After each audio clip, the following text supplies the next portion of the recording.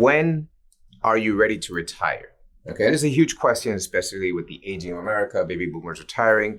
So there's a lot of considerations. Of course, there's the emotional, there's the psychological, circumstantial, but we're going to focus on just the mathematical side of calculating and determining, am I ready to retire? Okay, so fundamentally, there are two pieces to this equation. You have to determine your income needs, okay, and you need to determine your income sources. So Jason, break it down a little bit. How do we think a little bit deeper about figuring out, are you mathematically ready to retire? Yep. So the first thing you got to do, which is super important, is basically you do a budget.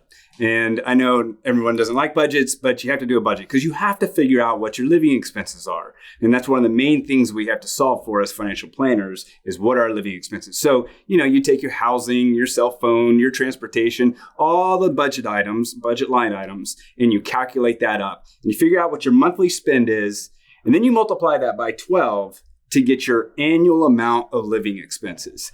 This is super important that you get this accurate. And if you're going to be wrong, you want to be wrong on the high side. You do not want to underestimate this number. That's right. You start with a budget, okay? And I've got this number saying, okay, every year, okay, and there's other considerations we're going to talk about later, but you have a base number saying, this is what I need, right? So once I've determined that, how do I then back into figuring out how am I going to make that happen? So let's start with a sample couple here. We have Bill and Karen, and to make it super simple, let's say they're both 65 years old. They go through, they do their budget, and they figure out they need $100,000 to live off of on an annual basis. So we establish what their living expenses are. Now we have to determine what their income sources are. So total between both of them, they have $40,000 in Social Security. They have $10,000 coming in from a pension, and they have another $10,000 that they net from a rental property that they own. So we add all those up together, and they have $60,000 in known income sources. Annually. Now, we have to figure out, okay, so they need $100,000, they have $60,000 in income, so they have a deficit of $40,000. We have to solve for this $40,000 because we're going to need something like investment accounts to fund that $40,000 for the rest of their lives. And as I mentioned earlier, there's a lot of considerations here, but one of the ways to solve for that, and we're making the math very easy here, is something called the 4% rule. Okay, and we're going to delve into what that means. We're not saying this is the only, and this is not the Bible as far as, figuring this out. Okay, there's a lot of variations to the 4% rule, but the 4% rule assumes that you can take 4% from any investments that you have. We were to resolve, we have this much income coming in, so now where do we get the other 40,000?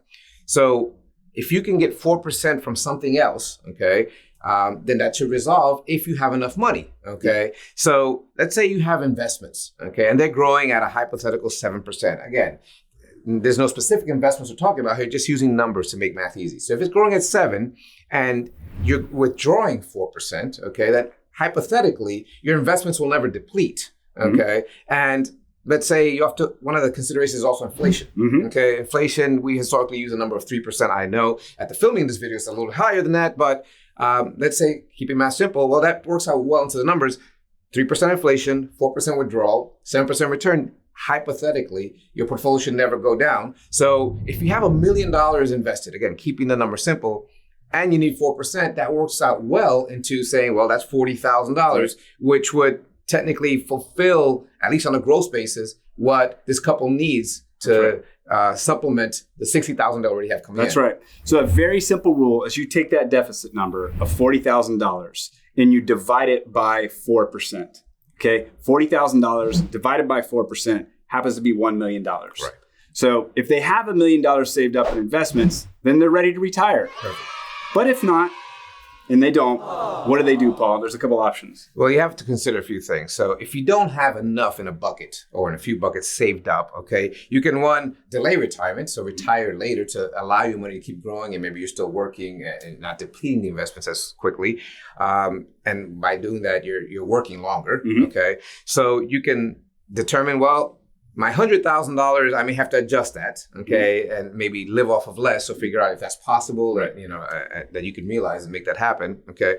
You can seek to take on a little bit more risk in your investments, maybe seek a greater return, so that then obviously it'll last you a little longer because 7%, well, it's growing at 8, then you got a little bit more surplus there, okay. So there's a few different considerations. more risk involved in that. But again, that's why I mentioned there's different considerations that you have to take into account when determining, am I ready to retire, given your particular income and portfolio structure? That's right. And now, again, we just want to disclaim, this is a ballpark way to kind of figure out if you're ready to retire. We would never recommend someone do this purely and say, okay, ready to retire. Here we go. Let's make the leap. Right. So in order to really fully determine that, what we recommend is doing an actual financial plan where you put in all the figures. You know, you have all your income sources, your living expense needs, you have your investments, you have everything, you have inflation, you have all the different variables. And what you would do is we run it through what's called a Monte Carlo analysis. So Monte Carlo analysis seems very technical, and it is to a certain degree, but what's really cool about it is it takes your entire financial picture and it runs it through 1,000 different market scenarios. So good markets, bad markets, high inflation, depressions, recessions, all that stuff. It runs it through all those scenarios, and it gives you a probability of success. And at the same time, it gives you some range of outcomes. Here's good markets, here's bad markets. And it can really give you a lot of confidence if you're ready to retire. So at that point, again, as I mentioned earlier, there's all these variables, taxes, inflation, et cetera. But this is just a basic tool to say, okay, it looks like I'm in the ballpark. Okay, now that I know that, let's have a conversation, go a little bit deeper and determine yes or no, and what levels of comfort I'm willing to sacrifice, whether it be income, whether it be investment risk, et cetera, to determine if you're ready to retire. So we hope this helps. Have a great day.